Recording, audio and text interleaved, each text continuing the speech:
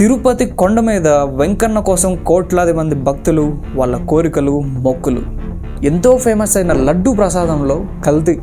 గత 300 సంవత్సరాలుగా తిరుమల వెంకటేశ్వర స్వామి ప్రసాదంగా భక్తులకు అందిస్తున్నారు. ముస్లిమ్స్కి మక్కా లాగా, క్రిస్టియన్స్కి జెరూసలం లాగా, మన హిందూస్కి తిరుపతి అలా.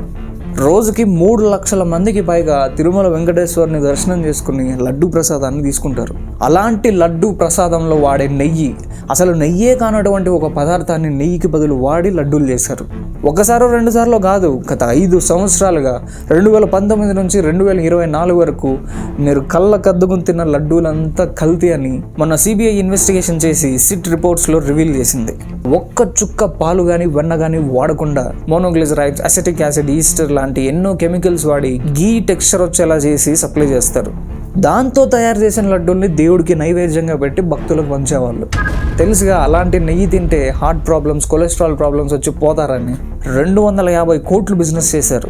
జగన్ ఒక సీఎం అయ్యుండి ఇంత పెద్ద కల్తీ గురించి తెలియకుండా ఉంటుందంటే నేనైతే నమ్మను. అతను కేవలం ఇది ఒక బిజినెస్ ఎంటిటీగా మాత్రమే చూశాడు. సిబిఐ స్పెషల్ ఇన్వెస్టిగేషన్ చేయించి ఒక సంచలన విషయాన్ని అయితే బయటపెట్టింది. 5 ఏళ్లుగా సప్లై చేసిన నెయ్యి మొత్తం కల్తీ, అసలు అది నెయ్యే కాదని. గోవిందా గోవిందా.